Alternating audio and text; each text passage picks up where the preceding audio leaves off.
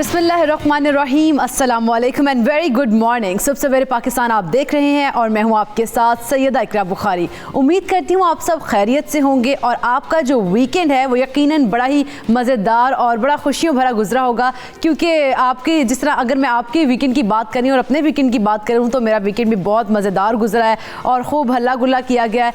तो यकीनन जो बच्चे हैं ख़ास तौर पर बच्चों ने बड़े सैर व तफरी किए होंगे और मज़ा किया होगा और खूब इंजॉय करते हैं, क्योंकि ऑफ डे को तो बच्चों के लिए वो ज़्यादा होता है कि वो उनकी एक्साइटमेंट होती है बहुत ज़्यादा और उसको वो इंजॉय भी करते हैं। तो बच्चों के साथ साथ जो बड़े हैं वो खाबा पार्टी जो है वो भी खाबे करते हैं और खूब इंजॉय करते हैं। तो यकीन आप सब ने अपना जो संडे है उसको इंजॉय किया होगा और मैंने भी इंजॉय किया है।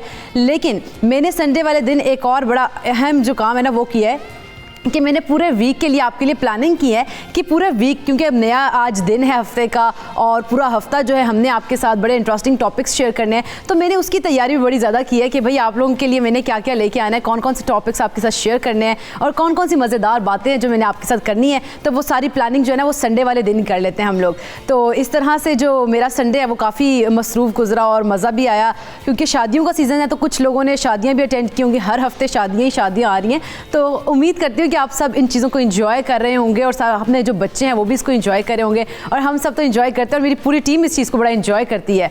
तो भाई ये तो मज़े मज़े की बातें हो गई, लेकिन आज की जो अच्छी बात है वो भी आपसे शेयर करूँगी। पहले आपको बताऊँगी कि आज हमने प्रोग्राम आपके साथ क्या शेयर करना है। तो टीम वर्क की बात करेंगे कि टीम वर्क कितना ज़रूरी है, तो इस पर बात होगी। साथ ही साथ आपकी फ़िटनेस से मुतालिक, क्योंकि हम लोग हर मंडे को जो है उस पर ज़रूर बात करते हैं और आपकी सेहत का क्योंकि ख्याल होता है हम लोगों को भी, तो उस ख्याल के लिए हम लोग आपके लिए जो है ना सेहत के सेगमेंट है उसको भी डिज़ाइन करते हैं।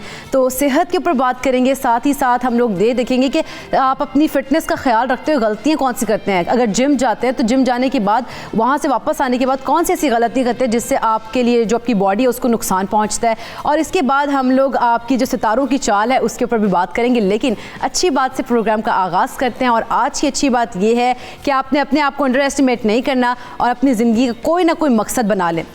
हमने अक्सर देखा होगा नौजवानों को और आपने भी देखा होगा, नौजवानी बल्कि बहुत से लोग ऐसे हैं जो कि हर टाइम शिकवा करते रहते हैं, अल्लाह ताला से शिकवा करते हैं कि भाई मेरे साथ तो ये हो गया, ये तो मेरी किस्मत में लिखा है, और हर चीज़ किस्मत पे डाल देते हैं।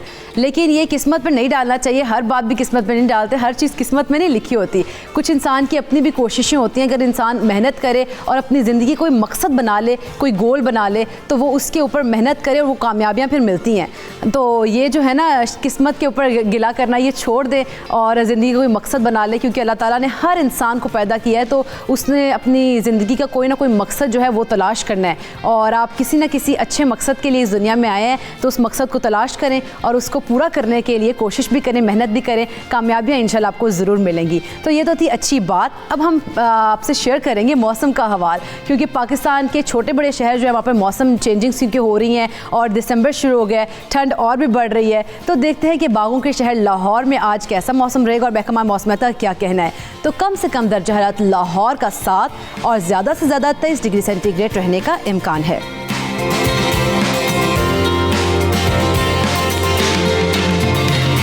लाहौर की बात चलते हैं इस्लामाबाद और देखते हैं कि इस्लामाबाद का मौसम कैसा रहेगा और वहाँ के शहरी किस तरह से एंजॉय करेंगे। तो कम से कम दर्जा हरारत 6 और ज़्यादा से ज़्यादा 27 डिग्री सेंटीग्रेड रहने का इम्कान है।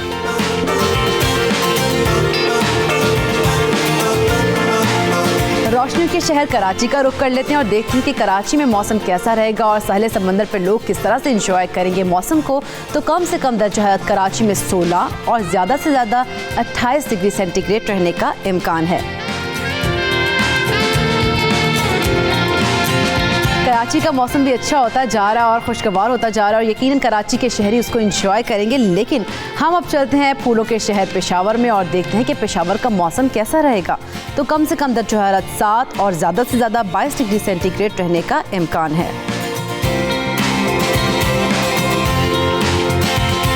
पेशावर में मौसम अच्छा है और यकीनन जो वहाँ के लोग हैं चपली कबाब खाकर इस मौसम को एंजॉय करेंगे। तो कोयटा चलते हैं और देखते हैं कोयटा का मौसम कैसा है। तो कोयटा में कम से कम दर्जा हरारत 2 और ज़्यादा से ज़्यादा 17 डिग्री सेंटीग्रेड रहने का इम्कान है।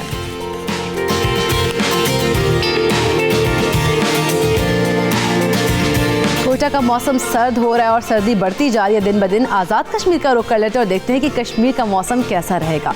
तो कम से कम दर्जा हरारत कश्मीर में -1 और ज़्यादा से ज़्यादा 16 डिग्री सेंटीग्रेड रहने का इम्कान है।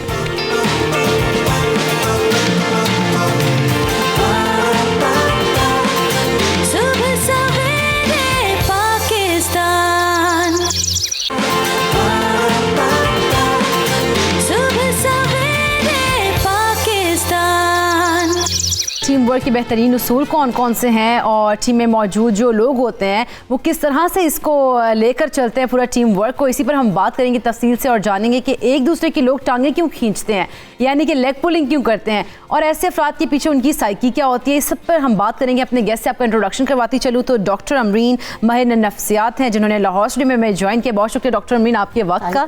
और इस्लामाबाद स्टूडियो से हमें ज्वाइन किया आसिफ रसूल साहब ने, मोटिवेशनल स्पीकर हैं। बहुत शुक्रिया आसिफ रसूल साहब आपके वक्त का भी। और कराची स्टूडियो से हमें ज्वाइन किया है फातिमा एजाज, एंकर पर्सन है। बहुत शुक्रिया फातिमा एजाज आपके वक्त का भी।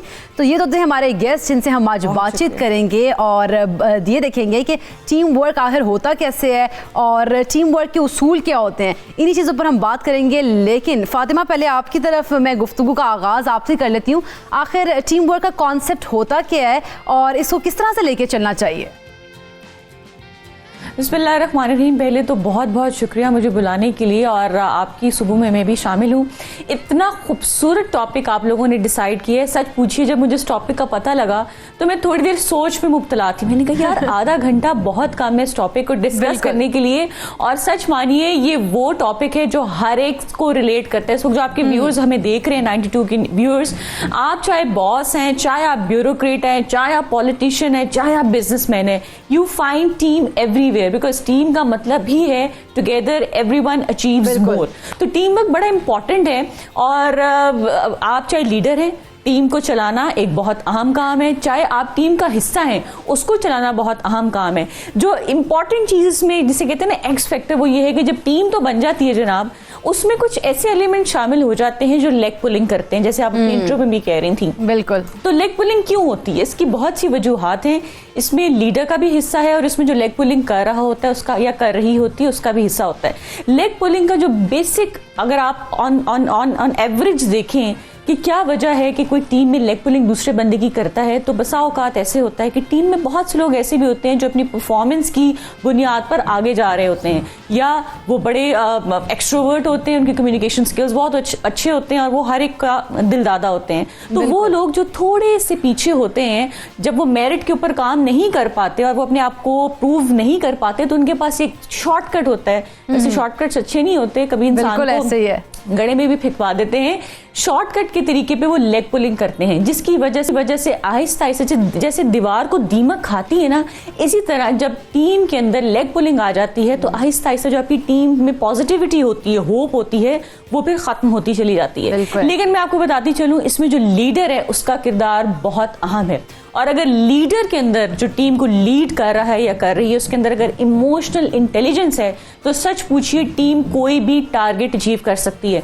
और बड़ी अच्छी बात आपने की, हम सब जानते हैं एक और एक 11 होते हैं, 2 नहीं होते, क्योंकि जब डिफरेंट माइंड्स मिलते हैं, डिफरेंट लोग होते हैं, जैसे अब हमारा पूरी टीम आपकी मॉर्निंग शो की काम कर रही है, आपके पैनल पे लोग हैं, आप काम कर रही है, कैमरामैन, एक पूरी टीम की एफर्ट है जिसकी वजह से बड़ा अच्छा शो जाता है। तो डिफरेंट माइंड्स हैं जो अपनी अपनी कैपेबिलिटीज को एग्जिबिट कर रहे हैं। अगर उन तमाम चीजों को लीडर प्रॉपर तरीके से मैनेज कर पाए तो इट्स अ सुपर हिट। बिल्कुल सुपर हिट जाता है। और वैसे सुबह सवेरे पाकिस्तान की जो टीम है ना, वो इसी तरह की मेहनतें करती है और टीम वर्क करती है कि हमारा शो भी है ना वो सुपर हिट हो जाए। वैसे डॉक्टर अमरीन, नेगेटिव लोग जो होते हैं वो टीम में होते ही क्यों हैं? देखिए, जब हम लोगों की बात है ना, जब हम लोगों की बात करते हैं तो हमारे लिए साइकोलॉजी के अंदर अच्छा बुरा कुछ भी नहीं होता। हाँ, नेगेटिविटी जो है वो आपने कहा वो जहाँ भी इंसान बसते हैं वहाँ पर नेगेटिव वाइब्स होती हैं कुछ लोगों के अंदर, और मेरा ख्याल है ये एक इकरा स्किल है जिसको हमें विद द टाइम लर्न करने की ज़रूरत है।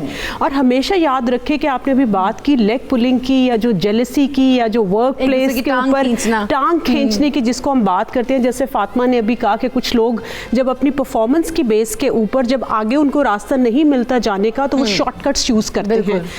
इसमें दो लोग आ जाते हैं, एक तो जो शॉर्टकट्स यूज कर रहे हैं, पॉलिटिक्स यूज कर रहे हैं, और दूसरा हम सुनी सुनाई बात के ऊपर यकीन भी कर लेते हैं। तो इसके लिए बहुत ज़रूरी है कि जहाँ इंसान बसते हैं वहाँ नेगेटिविटी होती है, लेकिन हमने किस तरीके से जिनमें इंफीरियॉरिटी कॉम्प्लेक्सेस ज़्यादा होते हैं वो रिलेटिवली ज़रा इन चीज़ों में, इन शॉर्टकट्स में, इस वर्क प्लेस पॉलिटिक्स के अंदर ज़रा ज़्यादा इन्वॉल्व होते हैं, बिलीव भी करते हैं। तो मेरा ख्याल है जो आज आपने बात की टीम वर्क की, तो उसमें लीडरशिप क्वालिटीज़ का होना बहुत ज़रूरी है। दो चीज़ें, एक फातिमा की EQ जो उन्होंने बात कहा कि जो आपका बॉस है या लीडर है या जो भी, उसकी अपना इमोशनल कितनी स्टेबिलिटी है और उसने पूरी टीम को कैसे लेकर चलना है। Emotional intelligence, emotional intelligence. जी फातिमा, हाउ आर यू? बिल्कुल, good to see you. Good morning. बड़ा अच्छा लग रहा है 92 के साथ हम बैठे हैं। Exactly, thank you to 92 channel. अभी हम इसी बात पे ना हम एक ब्रेक लेते ताकि फातिमा और जो डॉक्टर वो बातचीत कर सके। तो कहीं मत जाइएगा, देखते रहिए सबसे पहले पाकिस्तान।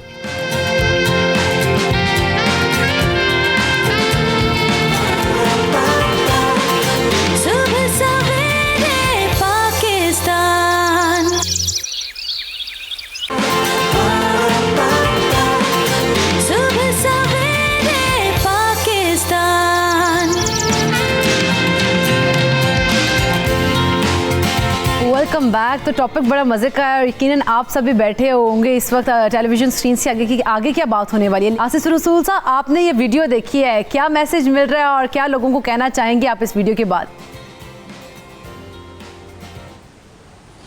बिस्मिल्लाहिर्रहमानिर्रहीम। बहुत शुक्रिया आप लोगों का। मैं स्टार्ट करूंगा एक पुरानी कहानी से, जिसमें हम एक देखते हैं खरगोश और कछुए की कहानी है जो हम पढ़ते आ रहे हैं, लेकिन वो उसमें अब काफ़ी वक्त के साथ साथ चेंजेस भी आ गई हैं। उसमें पहला ये होता है कि खरगोश और कछुआ एक मुकाबले के लिए तैयार होते हैं कि हमने एक रेस पे जाना है। तो चूँकि कछुआ बहुत तेज़ होता है, बहुत जल्दी छलांगे खरगोश बहुत तेज़ होता है, छलांगे लगाता हुआ पहुँच जाता है। फिर दोबारा वो एक दफ़ा डिसाइड होता है कि अब दोबारा हमने एक तो उसकी स्ट्रेंथ थी, बहुत क्वालिटी थी कि वो बहुत तेज़ दौड़ता है, तो वो बहुत जल्दी पहुंच जाता है। दूसरी दफ़ा जब वो दोबारा कंपटीशन रेस स्टार्ट होती है, वो दरमियान में जाके कहीं भूल जाता है। वो कहता है कि मैं तो इतना ज़्यादा तेज़ हूँ और मुझे कोई ज़रूरत नहीं है, मैं तो आराम से जाके, तो वो किसी दरख्त के नीचे सो जाता है। इस दौरान कछुआ बड़े आहिस्ता आहिस्ता कंसिस्टेंटली अपना काम करता जाता है और अपने मंजिल की तरफ पहुँच जाता है। जो ही खरगोश उठता है तो बहुत जल्दी से जब पहुँचता है वहाँ पर, तो ऑलरेडी कछुआ वहाँ पर पहुँचा होता है। अब ये थी सेकेंड एस्पेक्ट। तीसरे एस्पेक्ट में फिर वो डिसाइड करते हैं कि हम इसको दोबारा क्यों ना अपना एक प्लान करें तीसरी रेस का। फिर दोनों सोचते हैं, इस दफ़ा कछुआ कहता है कि मेरे रूट पे तुम चलोगे, तो वो रूट में कहीं दरमियान में एक नदी भी आ जाती है। अब वहाँ जाके कछुआ जो खरगोश है वो बहुत जल्दी से छलांगे लगा के पहुँच तो जाता है, लेकिन नदी के पास जाके खड़ा हो जाता है। अब वहाँ पे आगे एरिया शुरू होता है कछुए का, बड़े आराम से वो निकल के आगे अपने पॉइंट पे पहुँच जाता है। लेकिन इस दौरान एक बड़ी अच्छी चीज़ हो जाती है सारे इन मुख्तलिफ दौड़ और रेसों में, कि उनकी आपस में बड़ी अच्छी एक फ्रेंडशिप डेवलप हो जाती है, कोऑर्डिनेशन डेवलप हो जाती है। वो दोनों डिसाइड करते हैं कि क्यों ना हम ये करें कि हम मिलके ये काम मुकाबला करें। तो वो दोनों अपना यही रूट अपना रखते हैं। पहले खरगोश इस तरह तेज चलता है, जहाँ पे उसकी स्ट्रेंथ है वो कछुए के ऊपर बिठा लेता है, और जहाँ पे नदी आती है, नदी पे फिर आगे कछुए का काम स्टार्ट होता है, वो खरगोश के ऊपर बिठा लेता है, और अल्टीमेटली दोनों अपने टारगेट के ऊपर पहुंच देखते हैं। अब यहाँ पे अगर हम ये देखते हैं ना कि टीम वर्क का क्या बेनिफिट है, टीम वर्क का ये बेनिफिट है कि जब शेयर्ड गोल की तरफ या कोई बड़ा गोल है जब चलते हैं, तो जब लोगों की आपस में अच्छी नेटवर्किंग हो जाती है और लोगों को पता चलता है कि इसके साथ हमारी एफिशिएंसी बढ़ेगी, इसके साथ हमारी प्रोडक्टिविटी बढ़ेगी, इसके साथ हम मुतमईन ज्यादा होंगे, इसके साथ हमें खुशी ज्यादा होगी, और हम एक दूसरे के साथ बहुत अच्छे तरीके से मिलजुल के आगे काम कर सकते हैं। तो हम अगर दुनिया में भी देखें, दुनिया में जितनी तरक्की हुई है, इंसान दुनिया में आया है और उसने देखा है कि इंडिविजुअली बड़ी बड़ी जब आफात आती थी तो उसमें गरोही सूरत में ही जाके उन्होंने बहुत सारी मुश्किलात पे काबू पाया है। अब भी दुनिया के अगर हम मसाइल में नज़र डालते हैं जो हर साइड पे हैं, अगर टीम के हवाले से हम बात करें तो हमारे पास military is the best example, फिर सेकंड हेल्थ केयर है, इंस्टीट्यूशन है, वेलफेयर ट्रस्ट के मतलब सारे इदारे हैं, इन सब में कहीं ना कहीं टीम वर्क होता है। और जहाँ पे लोगों का शेयर्ड गोल हो, कोई बड़ा विजन हो और उसमें एक अच्छा लीडर, जिस तरह एक चेस प्लेयर होता है बहुत अच्छा, वो लोगों को समझ के उनकी स्ट्रेंथ को देखते हुए अगर उनकी स्ट्रेंथ के ऊपर खेला जाए और लोगों के दरमियान कोऑर्डिनेशन की जाए तो इसमें बहुत अच्छी अचीवमेंट होती है। और लोगों की स्ट्रेंथ को देख के उससे खेलना चाहिए। टीम लीडर का काम हमारे यहाँ इंडिविजुअलिस्टिक भी है, तो हम देखते हैं कि ये जो इंडिविजुअलिस्टिक भी होते हैं मुआशरे, जहां पे हर इंसान कहता है कि नहीं मुझे आगे बढ़ना है, तो ये कोई बहुत ज्यादा ठीक है, अपनी कोशिश करनी चाहिए। और लेकिन हम कलेक्टिविस्ट अप्रोचेस में देखते हैं कि जापानीज जो मुआशरा है उसमें एक छोटी सी स्टोरी है कि एक सर्दियों के मौसम से पहले छोटी सी ये चिमटियां इकट्ठी अपना वो सर्दियों के लिए सामान इकट्ठा कर रही होती है, खुराक इकट्ठी कर रही होती हैं।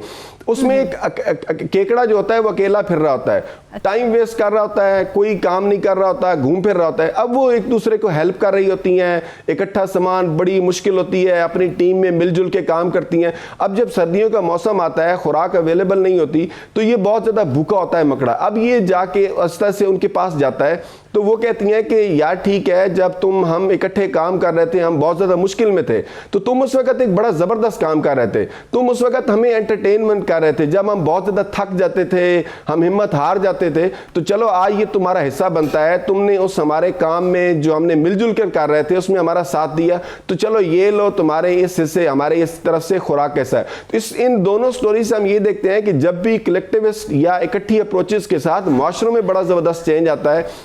इसी तरह अगर हेल्थ केयर में अगर हम देखते हैं कोऑर्डिनेशन के साथ काम हो रहा है, अगर एक एलिमेंट भी जरा गलत काम करे, डॉक्टर ने डायग्नोसिस अच्छा कर दिया, डॉक्टर ने मेडिसिन अच्छा दे दी, अगर खुदा ना खास्ता जो नर्स है वो गलत इंजेक्शन लगा दे तो उसकी सेफ्टी गई पेशेंट के साथ बड़े मसाइल होंगे।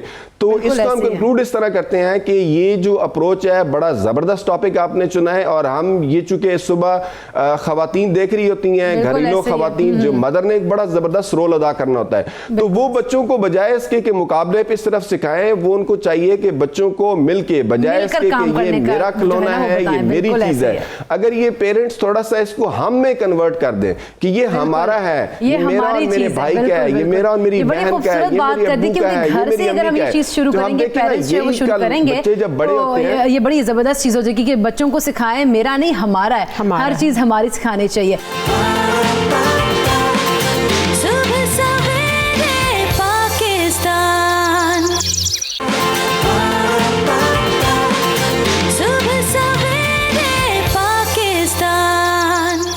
डॉक्टर अमीन, लोगों की साइकी क्या होती है जब हम टीम वर्क में कर रहे होते काम, तो जो लीडर होता है खास तौर पर उसका, क्योंकि हमने कहा कि लीडर के ऊपर डिपेंड करता है सारा कुछ, तो टीम में तो बहुत से लोग होते हैं, तो हर एक का माइंड पढ़ना, कैसे वो हर एक के माइंड को लेके चल सकता है? देखिए, इट स्टार्ट्स, जैसे हमने कहा कि मैं को हम में कन्वर्ट करना, ये जो मैं है जिसको हम कहते हैं कि मैं ही सब कुछ है, ये एक नार्सिसिस्टिक एटीट्यूड होता है जिसको हम कहते हैं कि आप अपने आप में ही एब्जॉर्ब रहते हैं। तो सबसे पहले तो इसको निकलने की जरूरत है, और एक बच्चा सबसे पहले इकरा घर से सीखता है।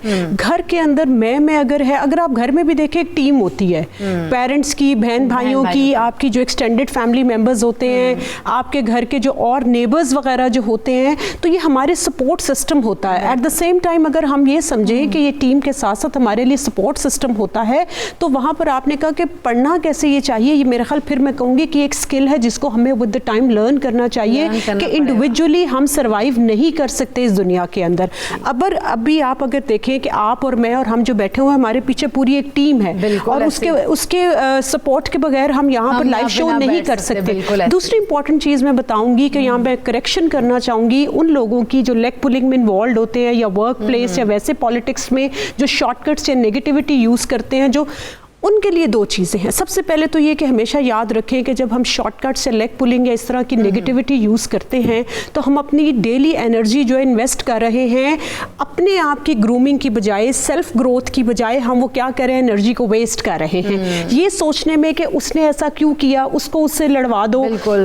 आपने देखा होगा कि वर्क प्लेस के ऊपर भी ऐसा बहुत कुछ होता है, और घरों में भी खवातीन कह रही होती हैं कि सास ने ऐसा किया तो बहू को ये बुरा बना दो, बहू ने ऐसा किया तो सास को बुरा बना दो। तो सबसे पहली तो बात ये कि हम वो एनर्जी जो दूसरों पे लगा रहे हैं, उस एनर्जी को हम सेल्फ ग्रोथ में यूज करें, खुद देखें कि हमें कहाँ इंप्रूवमेंट। नंबर 2, याद रखें कि इन शॉर्टकट्स का जो है ना लॉन्ग लास्टिंग इम्पैक्ट नहीं होता। अभी जो आसिफ साहब ने वो कछुए और उसकी बताई, मकसद ये कि आप अपने गोल पे फोकस्ड रहें। लीडरशिप क्वालिटीज के अंदर एक बहुत इंपॉर्टेंट है कि आप अपने गोल के ऊपर फोकस्ड रहें और आप उसकी तरफ लेकर अपने जो जिनसे आप इसको बोलते हैं हम कि जिनसे आपका माइंड मैच करता है, वैसे लोगों की एक अपना टीम बनाएं। और उसके लिए एक और बहुत ज़रूरी चीज़ है, वीकनेसेस के बजाय मेरे पास ऐसे बहुत से क्लाइंट्स आते हैं जो कि जॉब स्ट्रेस बहुत ज़्यादा होता है, उनका वर्क प्लेस स्ट्रेस बहुत ज़्यादा होता है, and they are unable to perform. तो वो कहते हैं कि हमारे ऊपर स्ट्रेस इतना ज़्यादा है कि हमने जो काम करना भी हम नहीं कर सकते, और बहुत से लोग इस वजह से क्विट भी कर देते हैं। तो मैं यहाँ पर लीडर्स या जो बॉसेज हैं उनसे ये ज़रूर रिक्वेस्ट करूंगी कि हर एक की रेंज जो होती है, कैपेसिटी डिफरेंट होती है, हमें उनकी वीकनेसेस पे जाने के बजाय हर एक की आइडेंटिफाई करें स्ट्रेंथ क्या है। लीडरशिप क्वालिटीज ये है कि वो उनको आइडेंटिफाई करे कि हर एक की स्ट्रेंथ क्या है, और उस स्ट्रेंथ्स को सबको इकट्ठा करके, जैसे आपने वो भी रेडी वाली का जो वीडियो दिखाई, तो उन स्ट्रेंथ्स को हम इकट्ठा करके एक टीम बिल्डिंग बनाना भी एक आर्ट है, और इस आर्ट को with the time no doubt सीखना चाहिए, और इसमें लीडर का खुद पॉजिटिव होना बहुत जरूरी है। बिल्कुल जरूरी है कि ये पॉजिटिव रहे लीडर। लेकिन फातिमा, लीडर किस तरह से आइडेंटिफाई करे और एक दूसरे की जो राय है उसका एहतराम करना टीम में कितना जरूरी है?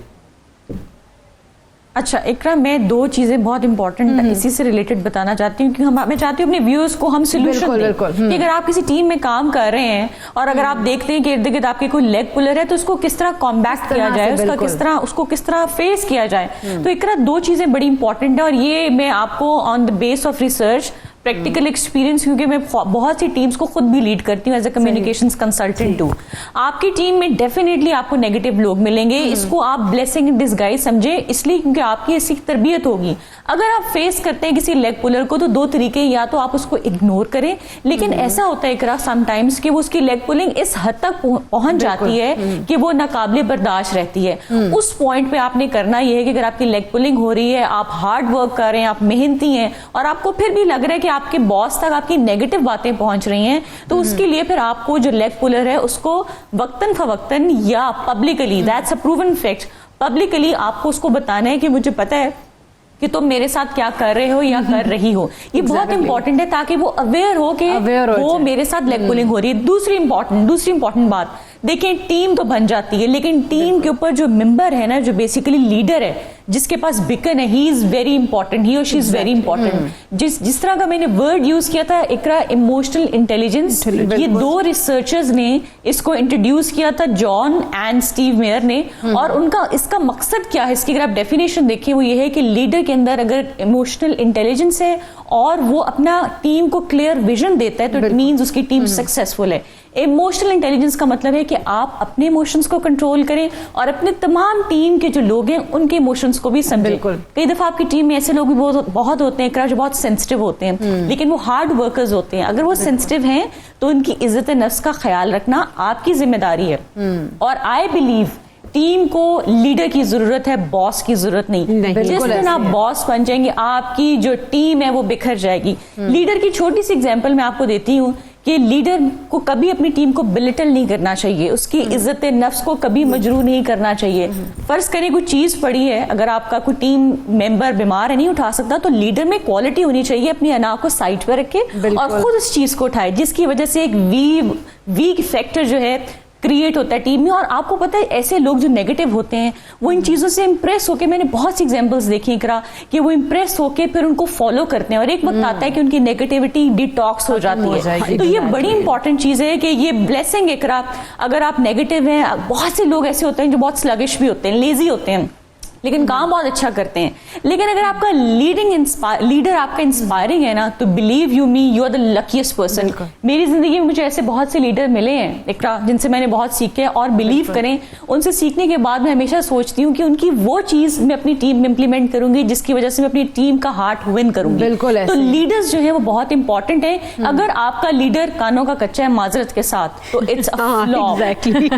बिल्कुल लीडर को स्टेडफास्ट होना बहुत जरूरी है, बिकॉज टीम फ्लॉप हो जाएगी। उसकी वजह ये होगा कि आपके जो टीम मेंबर्स होंगे वो समझेंगे यार ये मेरी बात नहीं सुनते, मुझे नहीं देख रहे, उसकी वजह से नेगेटिविटी लीडर एग्जिबिट कर रहा है। Exactly. तो अगर ऐसी चीज हो तो मेरी गुजारिश है तमाम टीम मेंबर से कि वो आहिस्ता से इज्जत से उससे एग्जिट कर दें। एक चीज इकरा मैं बताऊं, मेरा एक्सपीरियंस है, I been working for 15 years media, around media, never compromise on your self respect. बिल्कुल, आप अगर हार्ड वर्कर हैं, आप मेरिट पे काम कर रहे हैं, आज आपकी इज्जत नहीं है, आज आपको रिकग्नाइज लोग नहीं कर रहे, एक वक्त इकरा जरूर आता है कि वही लोग जो आपके बारे में नेगेटिविटी फैलाते हैं, जो कहते हैं इसको काम नहीं आता, इसको कुछ करना नहीं आता, ये जस्ट मतलब ये ऐसे ही है, वो आपकी तारीफ करते हैं। तो अगर आप स्टेड फास्ट रहेंगे, क्योंकि सक्सेस एक कॉन्टिन्यूस प्रोसेस है, मेहनत करते रहे आप लोग, आपको सक्सेस जो है मिल जाता है। कॉन्टिन्यूस आपने फातिमा बड़ी अच्छी दो बात चीजें, कर दी है। लीडर बिल्कुल, जी, बिल्कुल। दो चीजें इस टॉपिक से रिलेटेड बहुत इंपॉर्टेंट हैं, लेकिन अगर आप क्रक्स देखें सारी स्टोरी का तो एक अगर आपको मैं जाऊंगी, लीडर अच्छा मिल लेकिन गया तो फातिमा आप क्रक्स अगर पहले बता देंगी तो जो और आप बिलीव करें you are a success, suspense वो खत्म हो जाएगा। क्रक्स जो है ना मैं आपकी तरफ बाद में आऊंगी, लेकिन आसिफ रसूल साहब मेरे ख्याल में जो नेगेटिव लोग होते हैं उन लोगों को तो ज्यादा काम देना चाहिए कि भाई देखो तुम लोग कितना अच्छा काम कर सकते हो। ये तो एक अप्रोच है ना, जिस तरह अभी फातिमा ने कहा और डॉक्टर अमरीन ने बड़े अच्छे तरीके से उसको साइकोलॉजिकल साइकी के हिसाब से, नफ्सियाती हिसाब से डील किया।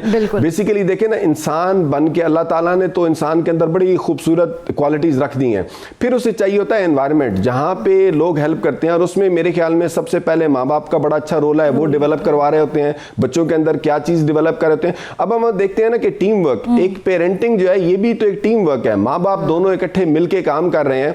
और उसमें फिर एक सबसे टीम के हवाले से जितने लोग इस वक्त सुन रहे होते हैं हमारे व्यूज में, मैं एक चीज बताना चाहता हूं कि अगर आप अपने ज़हन में ये चीज रखें ना कि मैं क्या लेगेसी छोड़ के जाऊंगा, लोग मेरे जाने के बाद मुझे कैसे याद करें या मुझे कैसे याद रखें, तो मेरे ख्याल में इंसान का ज़हन बड़ा पॉजिटिव हो जाता है। और वो जब कंट्रीब्यूशन की तरफ चलता है तो कंट्रीब्यूशन एक इतना खूबसूरत वर्ड है ना, जो हर चीज को बड़े अच्छे तरीके से कवर करता है। बिल्कुल। और इंसान को याद रहता है कि मैं चाहूंगा कि अगर थोड़ी देर के लिए मैं किसी ऑर्गेनाइजेशन में आया हूं और मेरा काम है कंट्रीब्यूशन, मेरा काम है लोगों की सपोर्ट करना। तो इसमें एक लेटेस्ट बुक आई है लिंच पिन के हवाले से। लिंच पिन ने एक छोटी सी कील आप देख लें कि जब जहां कहीं जरूरत पड़ती है ना तो उसको मतलब वो जाती है। अगर टीम मेंबर के अंदर भी जिस तरह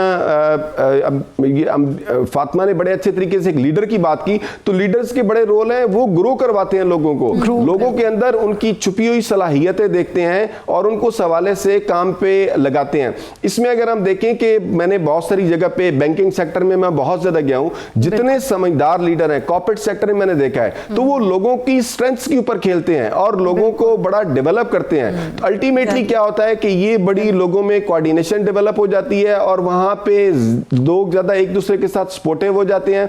अब नेगेटिविटी वाला जो आंसर है ना, ये इंसान जहां पे भी रहता है ना तो खुद खुश रहता है, इसके लिए इशफाक अहमद ने बड़ा वो प्यारा एक मतलब स्टोरी में अपना जाविया 2-3 में लिखा है कि ये जो नेगेटिव माइंडसेट है ना, ये इतना डेवलप है कि सबसे अल्लाह ताला ने, जिस तरह मैं पूरी स्टोरी तो नहीं, इतना टाइम नहीं होगा, कि वो कहते हैं कि ये जो है एक मतलब आपका जो पूरा ये कूलिंग सिस्टम है बॉडी, और ये जो आपका दिमाग है ना, ये सॉफ्टवेयर, ये इस पूरे को कंट्रोल करता है। और अगर खुदा ना खास्ता अगर आपके अंदर छोटी सी भी नेगेटिव आइडिया आपके इस दिमाग में आ गया, सबसे पहले और किसी को नुकसान नहीं पहुंचाएगा, सबसे पहले आपको खुद को नुकसान पहुंचाएगा और आपकी बॉडी को पूरा पैरालाइज करके रख देगा। जब आप अपने लिए इतने नुकसानदेह हो जाएंगे तो आप देखें कि माशरे के लिए आप कितने नुकसानदेह हो सकते हैं। और इसका इफेक्ट एक जगह पे नहीं पड़ता कि सिर्फ एक ऑफिस में बैठ के आप एक माहौल डिस्टर्ब कर रहे हैं, आप तो जाके उधर माहौल डिस्टर्ब नहीं करते, बल्कि वापस आके आप अपने घर में आते हैं, उसका इफेक्ट आपके घर में, क्योंकि नेगेटिव माइंडसेट के साथ आप घर में आ रहे हैं, आपकी बीवी सह रही है, आपके बच्चे उसका इफेक्ट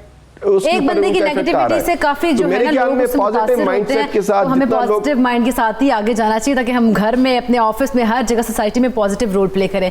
डॉक्टर अमरीन, वैसे तो जैसे लोग हैं काफ़ी नेगेटिव सोचते हैं और लीडर जो है उसको गिराने की कोशिश भी करते हैं। जैसे टीम वर्क अगर हो रहा है, टीम में कुछ ऐसे लोग होते हैं जो लीडर नेगेटिव माइंड के होते हैं और लीडर को गिराने की कोशिश करते हैं। इस तरह के लोगों की साइकी क्या होती है? इसमें दो चीज़ें, एक तो आसिफ साहब की बात को थोड़ा मैं एक्सटेंड करूंगी कि the way we think the way we behave, ये बड़ी एक कॉमन कोट है जो हम साइकोलॉजी में यूज़ करते हैं जब हमने क्लाइंट्स हमारे पास या स्टूडेंट्स या हमारी जो इंटर्नीज होती हैं, तो उनका जब हमने एक पॉजिटिव एटीट्यूड की तरफ लाना होता है तो उनको हम सबसे पहले कहते हैं कि आपने अपनी कॉग्निटिव रीस्ट्रक्चरिंग करनी है, मीन्स अपने माइंड सेट को पॉजिटिव रखना है। पॉजिटिव का मतलब ये है कि हर चीज़ का एक या दो पहलू होते हैं। अगर तो आपका नेगेटिव माइंड सेट है तो वो हमेशा उसमें से वो जैसे कहते हैं ना कि मक्खी हमेशा गंदी चीज़ पे बैठती है। तो मैं इससे इस एग्जाम्पल से करती हूँ कि अगर आप हर इंसान के अंदर नेगेटिविटी ढूंढ रहे हैं ना कि उसमें ये नहीं तो इसका मतलब कहीं आप क्यों नहीं है वैसे, यही मैं बात करी, कहीं ना कहीं हम मक्खी हैं जिसने गंदी चीज़ पे ही बैठना है। ये बहुत प्यारी एग्जाम्पल है, हज़रत अली का मेरा ख्याल है कॉल है if I am not mistaken कि मक्खी हमेशा गंदी चीज़ पर बैठती है। तो उसमें हमें सबसे पहले ये देखना है कि हमें अपना पॉजिटिव माइंडसेट रखना है। दूसरा, आपने एक बात की कि लीडरशिप की क्वालिटीज़ की बात आती है, अप्रिसिएशन बहुत ज़रूरी है। अप्रिसिएशन स्टार्ट्स फ्रॉम हाउस, घर से शुरू होता है, उसके बाद स्कूल कॉलेजेस के अंदर एजुकेशनल इंस्टीट्यूट्स, हौसला अफजाई करना, और उसके बाद जब हम वर्क प्लेस पे आते हैं, ये दोनों चीज़ें होती हैं जिसमें कि हमें ये म्यूचुअल बिल्कुल एक जिसको कहते हैं कि रेसिप्रोकेट करता है कि जिसमें जो आपके एम्प्लॉयज़ हैं उनको भी चाहिए कि अपने इर्द गिर्द जो आपकी टीम मेंबर्स हैं उनको अच्छी बात के ऊपर अप्रिशिएट करें, उनकी हौसला अफजाई करें कि हाँ तुमने बहुत अच्छा काम किया, तुमने ये चीज़ बहुत अच्छे तरीके से की। ट्रस्ट मी, ये जो एनकरेजमेंट आती है, ये जो मोटिवेशन आती है, ये आपकी परफॉर्मेंस को डबल कर देती है। लेकिन अगर आप किसी के हमेशा जो काम नहीं हो रहा उसी को ही पिन पॉइंट करके बार बार कहते रहेंगे तो जो उसने काम करना भी है वो नहीं होगा। दूसरी चीज़, आपने जो क्वेश्चन है कि जो आपके टीम मेंबर्स, अगर आपका लीडर जो है वो या इमीडिएट जिसको हम बॉस, ये बॉस की टर्म बेसिकली इसमें यूज़ होती है, एक एग्जेक्टिव लैंग्वेज है, लेकिन यूजुअली इट्स द लीडरशिप। बाज़ जब लीडर जो है वो सबको, मैं फिर ये कहूँगी कि सब लोग बुरे नहीं होते, हमेशा याद रखें कि टीम के अंदर एक या दो बड़े फिंगर टिप्स पे थोड़े से लोग होते हैं, मोस्टली पॉजिटिव भी होते हैं। अगर आप अपनी सोसाइटी में भी देखें, सिर्फ बहुत थोड़े से वो लोग होते हैं जिनका नेगेटिव माइंडसेट होता है। तो मेरा ख्याल है एक अच्छा लीडर जो है वो अपने इर्द गिर्द नेगेटिव लोगों का भी समहाउ पॉजिटिव माइंडसेट कर सकता है, अगर उसमें लीडर है वो कर लेगा। एग्जैक्टली। फातिमा, अब क्रक्स की जाने बातें हैं, क्विकली बताइएगा जरा, अब इसका हमें हल क्या है, हल बताएं। एग्जैक्टली इकरा, मैं यही चाह रही थी कि आप लोगों को हम हल बता दें, बिल्कुल। बहुत से लोग प्रोफेशनल हमें देख रहे हैं और टाइम भी कम है। जैसे मैंने पहले जिक्र किया कि लीडर, जी जल्दी मैं बात करूंगी, आई अंडरस्टैंड। लीडर के लिए दो चीजें बहुत इंपॉर्टेंट हैं। अगर आपका लीडर ऑनेस्ट है तो आपकी सारी टीम जो है उस पर अंधाधुंध जो है ना एतमाद करेगी। और कई दफा ऐसे भी होते हैं कि अगर आपका लीडर ऑनेस्ट है, ट्रस्ट वर्दी है, उसको पता है कि मैंने अपनी टीम का ट्रस्ट नहीं तोड़ना, तो आप ये भी देखिए कि टीम एक्स्ट्रा एफर्ट करती है। आप जिस टीम में काम कर रही हैं, अगर उसका लीडर आपके लिए बहुत लॉयल है, ऑनेस्ट है, तो आप कभी आपका दिल चाहेगा भी नहीं कि मैंने काम नहीं करना, तो आपके ज़हन के कहीं ख्याल है कि नहीं यार, it's going to hurt my leader. ये बहुत इंपॉर्टेंट चीज़ है कि आपका लीडर जो है वो ऑनेस्ट, जैसे इसमें चेयर पे बैठी हूँ इकरा, मुझे ट्रस्ट है कि चेयर मुझे नहीं गिराएगी। तो ट्रस्ट जब आपका किसी चीज पे बिल्ट अप हो जाता है तो बड़ी स्ट्रॉन्ग टीम बनती है। दूसरी बात, अब बहुत से लोग ये सोच रहे होंगे कि अगर हर बंदा तो फरिश्ता नहीं होता, हर बंदा तो 100% नहीं होता। बिल फर्ज इकरा, अगर आपको टीम में, आप प्रोफेशनल किसी ऑर्गेनाइजेशन में काम कर रहे हैं या कर रही हैं, आपको लीडर बॉस की सूरत में मिलता है, वो बहुत बॉसी है। तो जो इंटेलिजेंट बंदा है वो इस चीज को अंडरस्टैंड करेगा कि मैंने अपनी बॉस की साइकी को अंडरस्टैंड करना है। हर इंसान अपने अंदर एक लीडर है। अगर आपका बॉस बहुत असूल पसंद है तो आपको भी असूल पसंद होना चाहिए। इंसान चाहे लीडर हो, चाहे अगर लीडर असूल पसंद है तो हमें भी जो इंसान है, जो दूसरी टीम के लीडर्स, बाकी जो टीम के लोग हैं, let me just complete my sentence.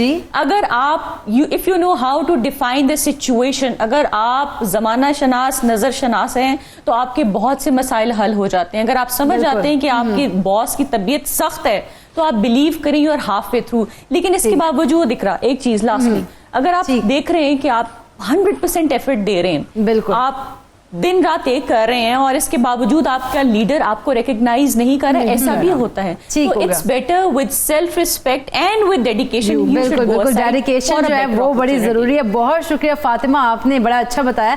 Asif रसूल साहब 30 सेकेंड्स है, मैसेज दे दीजिएगा।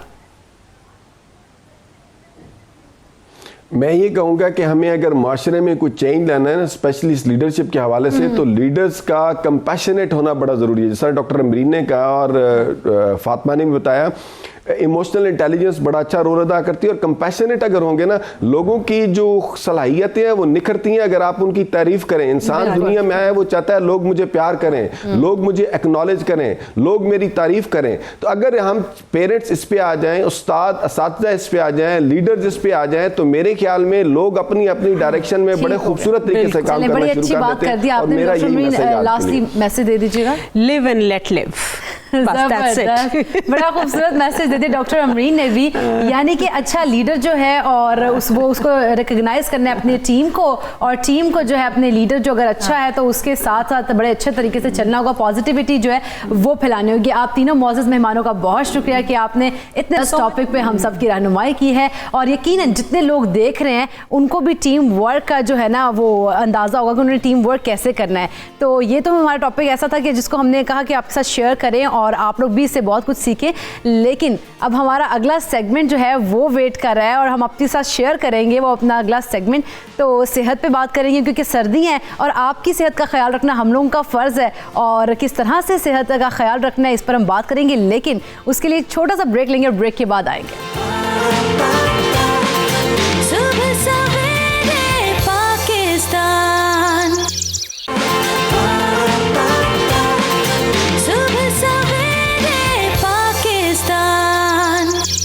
सर्दी के मौसम में कैसे अपनी सेहत का ख्याल रखना चाहिए, हम क्या क्या गलतियां करते हैं और किस किस मामले में बहुत ज़्यादा एहतियात करने की ज़रूरत है, तो इस पर तफसील से बात करेंगे। अपने गेस्ट से आपका इंट्रोडक्शन करवाती चलूँ तो हमें ज्वाइन किया लाहौर स्टूडियो में कंसल्टेंट फिजिशियन है डॉक्टर शमसुल हक, इनके साथ साथ हमें ज्वाइन किया माहिर ग़िज़ाई डॉक्टर सोबिया ने, और जिम ट्रेनर रहमान अब्बास से भी हमें ज्वाइन किया। बहुत शुक्रिया आप तीनों मौजूद मेहमानों का कि आपने हम लोगों को वक्त दिया है, ख़ास तौर पर सबसे बड़े पाकिस्तान को वक्त दिया है। तो डॉक्टर साहब पहले तो आपसे शुरुआत कर लेते हैं गुफ्तगू की कि आखिर सर्दियों का मौसम है, लोग ज़्यादा बीमार क्यों होते हैं, पहले तो ये बताएं। अस्सलाम वालेकुम एंड गुड मॉर्निंग पाकिस्तान। सर्दी आई है जी, दिसंबर आया है और लोग मेरा ख्याल है 365 डेज़ में सिर्फ इसी का वेट करते रहते हैं, and they also become some kind of over excited as well. लेकिन सर्दी के साथ एक चीज़ और है कि हमारे मैं आम अल्फाज में बात करूँ, हमारे जिस्म इस तरह से डिज़ाइंड नहीं है कि हम बहुत बड़े टेम्परेचर फ्लक्चुएशंस को बहुत आसानी से डील कर जाएं। बिल्कुल, क्योंकि आप टेम्परेचर देखें, फॉल किया है 45 से आया है, 47 से आया है तकरीबन 19 पर, 18 पर, उसके बाद मज़ीद इसने कम होना है। इतनी बड़ी फ्लक्चुएशंस हमारी बॉडी फ़ौरन डील नहीं कर सकती। बिल्कुल, इससे बॉडी में एक स्ट्रेस डेवलप होता है। स्ट्रेस हमारे लिए एक एमरजेंसी सिचुएशन है और उस स्ट्रेस को फिर डील करना बहुत बहुत ज़रूरी है। रीज़न इसकी ये है, जितने हमारे बॉडी के नॉर्मल फंक्शंस हैं वो सारे एक स्टैंडर्ड और एक मयारी टेम्परेचर पर चल रहे हैं, और वो टेम्परेचर पूरी दुनिया मानती है 25 to 30 डिग्री सेंटीग्रेड है, जिसको हम रूम टेम्परेचर का भी नाम देते हैं। और अगर हम उसको मेंटेन नहीं करते तो बहुत सी इलनेसेस, बहुत से प्रॉब्लम्स हमारे सामने आते हैं। आपने अक्सर सुना होगा मुझे ठंड लग गई, बिल्कुल कोल्ड हो गया, फ्रॉस्ट बाइट बड़ी कॉमन है। फ्रॉस्ट बाइट आपने देखा होगा कि फिंगर टिप्स, नोज वगैरह जो है ना बहुत रेड हो जाते हैं, दे आर ट्राइंग कि नहीं हम बड़े मजबूत हैं, हम बड़े मजबूत हैं, हम बड़े मजबूत हैं, लेकिन उसके बाद पता लगता है कि नहीं, अब इम्यून सिस्टम जो है ना उसकी बस हो गई है। तो ज़रूरी ये है, आई विल सजेस्ट, ज़रूरी ये है कि आप जहाँ इतने कॉन्शियस हैं, आप अपने पूरे लाइफस्टाइल में हर लिहाज से हर चीज़ की केयर कर रहे होते हैं, आपकी ड्रेसिंग, आपके कलर्स, आपके मेकअप्स, आपके ये वो this and that, you must be very careful of this extreme temperature. ये ठंड भी लगा सकता है, नमूनिया भी कर सकता है। मैं थोड़ी अगर टेक्निकल टर्म्स बोलूं, बहुत से इन्फेक्शंस भी रिपोर्ट हुए हैं, बहुत से लोगों में पल्स वीक हो जाती है, क्योंकि टेम्परेचर फॉल करने का मतलब ये है कि आपकी हार्ट बीट जो है वो उसी के साथ साथ कम भी हो सकती है, और भी बहुत से मसाइल हैं जो सामने आते हैं। सो इट्स बेटर कि आप अपने बॉडी टेम्परेचर को मेंटेन रखें। जिम ट्रेनर हमारे साथ मौजूद हैं, इनसे भी हम पूछेंगे कि किस तरह से बॉडी टेम्परेचर है ना उसको ठीक। He will discuss the stamina। अगर बॉडी टेम्परेचर इतना रैपिडली फॉल कर रहा हो, रैपिड फॉल की हम बात कर रहे हैं, तो वहाँ पे हमारे जिस्म किसी भी सूरत एडजस्ट नहीं कर पाते। बिल्कुल ऐसे ज़रूरी है फिर हम शिवरिंग से बचें और हम कुछ गरम कपड़े भी पहने, और वैसे खुराक भी गर्म इस्तेमाल करनी चाहिए। लेकिन डॉक्टर सोबिया, वैसे बहुत सी इन्फेक्शंस होती हैं सर्दियों में, कौन कौन सी ऐसे इन्फेक्शन जो तो कॉमन है, और दूसरा ये कि लोग ठंडा गर्म बहुत ज़्यादा लाइक सूप पी रहे हैं अपने आप को गर्म रखने के लिए, चाय पी रहे हैं, कॉफ़ीज़ पी रहे हैं, तो ये इन जो है कितना ज़्यादा नुकसानदेह भी हैं? नुकसानदेह इस सेंस में, लाइक जैसे अगर कोई बहुत ज़्यादा कॉफ़ी स्टार्ट कर देता है तो उस मतलब आपकी फूड चॉइसेस पे डिपेंड करता है। अगर आपकी फूड चॉइसेस बिल्कुल परफेक्ट हैं, आपको पता है कौन सी चीज़ आपको क्या चीज़ दे रही है, वो कितनी न्यूट्रिएंट डेंस है, तो आप फिर मतलब बहुत सारी बीमारियों से बच सकते हैं, उनको ओवरकम कर सकते हैं। मतलब ये होता है कि अब जैसे ही सर्दियाँ आती हैं लोग कॉफ़ी बहुत ज़्यादा पीना स्टार्ट कर देते हैं, तो कॉफ़ी से बेहतर है अगर हम हर्बल टीज़ या ग्रीन टीज़ स्टार्ट कर दें। ठीक, तो उसमें एक ऐसा मतलब कंटेंट होता है, उसमें कैटेचिन्स प्रेजेंट होते हैं जो कि हमारी बॉडी को मतलब वार्म अप तो रखते हैं, उसके साथ साथ हम लोगों को बहुत सारी इम्यूनिटी हमें मतलब वो दे रही होती है। उसमें बहुत सारे मतलब इस तरह की चीज़ें प्रेजेंट होती हैं जो आपकी इम्यूनिटी को इन्हांस कर रही होती हैं, आपको बहुत सारी बीमारियों से बचा रही होती हैं। तो हर्बल टीज़ ज़्यादा बेहतर है अगर हम ब्लैक टी या ब्लैक कॉफ़ी की निस्बत वो ज़्यादा लें तो वो ज़्यादा बेहतर है। तो इसलिए हमें बहुत ज़रूरी है कि हमें पता हो हम कौन से टाइम पे, किस टाइम पे, कितनी क्वांटिटी में क्या चीज़ लें। वैसे टाइम क्या होना चाहिए खुराक का? लाइक लोग होते हैं ना कि यहाँ से ड्राई फ्रूट्स खाएं, वहाँ से थोड़ी देर बाद जी अब कॉफ़ी पीनी है, थोड़ी देर गुजरती है तो फिर वही एक तो वैसे लोगों ने बड़ा ट्रेंड बना लिया, सर्दी में आइसक्रीम खाते हैं एक मतलब फ़न के तौर पर या स्टाइल के तौर पे कि जी हम मज़ा इंजॉय करें सर्दी को। तो ये तमाम चीज़ें जो है, इतनी इम्बैलेंस खुराक है, ये कितनी नुकसानदेह होती है? सर्दियाँ देखा जाए तो हमारे मतलब मुल्क में बहुत कम टाइम के लिए आती हाँ, हैं। तो लोग इंजॉय इस टाइम पे मेरा ख्याल है आइसक्रीम छोड़ के आपको मतलब प्रोटीन शेक्स और ये सूप वगैरह ये सब ट्राई करने चाहिए, ये सब इंजॉय करने चाहिए। इनमें मतलब आपको मतलब उनका एक तो टेम्परेचर ऐसा होता है कि आपकी बॉडी को वार्म अप रखता है, तो उसको बहुत सारी मतलब उनमें आपको बहुत सारा न्यूट्रिएंट डेंस फूड जा रही होती है। लाइक अगर आप सूप ले रहे हैं तो उसमें आपको प्रोटीन भी जा रहा है, आपको वेजिटेबल्स भी जा रही हैं, आपको एग जा रहा है, आपको मतलब ओमेगा 3 फैटी एसिड जा रहे हैं जो आपकी इम्यूनिटी को बहुत ज़्यादा बढ़ा रहे होते हैं, आपको हेल्प आउट कर रहे होते हैं बहुत सारी चीज़ों को ओवरकम करने में, एक बहुत सारे डिजीज़ से सर्दियों से बचाते हैं। और दूसरी बात ये कि मतलब आप सूप ले रहे हैं उसके साथ साथ आप ग्रीन टीज़ कौन सी यूज़ करें। ग्रीन टीज़ में ये होता है कि हम आर्टिफिशियल ग्रीन टीज़ पे चले जाते हैं, तो वो ज़रूरी है आपको पता हो कि आप ग्रीन टी घर में किस तरह से प्रिपेयर कर सकते हैं। हर्बल टीज़ इस्तेमाल करें, हर्बल टीज़ का इस्तेमाल करें, फिर ही हम आपको फिट रख सकते हैं सर्दियों में। रहमान, वैसे बहुत ज़्यादा लोग जो है ना सर्दियों में टिका के एक्सरसाइज करते हैं, तो वो एक्सरसाइज कर तो लेते हैं लेकिन उसके बाद कौन सी ऐसी चीज़ें जो जहाँ पे वो गलतियाँ करते हैं, और जैसे कोई किसी का मसल पुल हो जाता है, किसी को कोई ना कहीं टांग में कोई वेन जो है वो खिंच गई है, कुछ कैसी गलतियाँ? बहुत कॉमन इशू है और बड़ा अच्छा सवाल है। पहली बात तो ये कि डाइट बैलेंस नहीं होती है, हम वर्कआउट ज़्यादा करते हैं अपने बॉडी वेट के उससे ओवर हम वर्कआउट करते हैं। दूसरी बात ये कि अगर मौसम चेंज हो गया तो डाइट पैटर्न भी चेंज करना पड़ेगा, उसका इफेक्ट पड़ता है बॉडी पे, वर्कआउट पे। ये नहीं कि आप खाए पिए बगैर आ गए हो, मौसम चेंज हो गया और वर्कआउट करना शुरू कर दिया। 70% आपका जो है ना डाइट पार्ट प्ले करती है और 30% वर्कआउट। और हम क्या करते हैं, ये टोटल ऑपोजिट है। हाँ, हम 70% वर्कआउट कर लेते हैं और 30% डाइट, वो भी डाइट इस तरह मूड के हिसाब से, उसको प्रॉपर बैलेंस नहीं करते कि वाकई हमें क्या चाहिए। और अभी कॉफ़ी की बात कर रहे थे, ये मोस्टली लोग सोचते हैं जी कॉफ़ी सुबह दोपहर शाम पीनी चाहिए। हाँ, इसकी एक एवरेज है, कैफीन की एक एवरेज है जो हमने मैक्सिमम पीनी है, वो है 300 mg, लेकिन उसको वर्कआउट भी उस हिसाब से हमने करना है। उसके बाद वाटर इनटेक भी रखना है। अगर आपने कैफीन ले लिया है तो वाटर इनटेक भी ज्यादा होना चाहिए। हाँ, सर्दियों में वैसे ये बड़ा मसला होता है कि ठंड लग रही, पानी बड़ा कम पिया जाता है। एग्जैक्टली, और उसका इफेक्ट पड़ता है आपके इम्यून सिस्टम पे, स्लीपिंग डिसऑर्डर, उसके अलावा किडनी।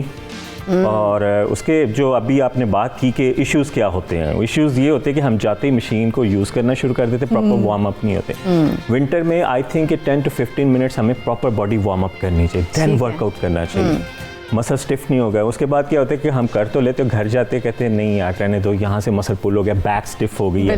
ये जो है ना कॉमन इशू है, कहीं भी आप चले जाओ आपको मिलेगा ऐसा। जाते मशीनें देखी, मशीनें जो है ना करनी लेकिन उसका एक प्रॉपर वे है, आप प्रॉपर वार्म अप करो, हर मसल को वार्म अप करो, स्ट्रेच करो, फिर आप एक्सरसाइज करो और आप ज्यादा वर्कआउट करोगे और उसका आपको रिजल्ट ज्यादा मिलेगा। ये नहीं कि आप फेड अप हो जाओगे। वार्म अप कैसे किया जाए ये भी आपसे पूछेंगे, लेकिन एक कॉलर मौजूद है हमारे साथ, परवेज मुजफ्फरगढ़ से। अस्सलाम वालेकुम परवेज। वालेकुम अस्सलाम जी। जी, क्या जानना चाहते हैं? मैं जी जानना चाहता हूँ, सन 2014 में मोटरसाइकिल पे से गिरा था मैं, और अब जो है ना जब भी सर्दियाँ आती हैं तो मेरे घुटने में दर्द होता है जी। ठीक, इसके लिए अगर कोई है डॉक्टर साहब से तो। परवेज, आपको कोई ऑपरेशन वगैरह तो नहीं हुआ था घुटने का?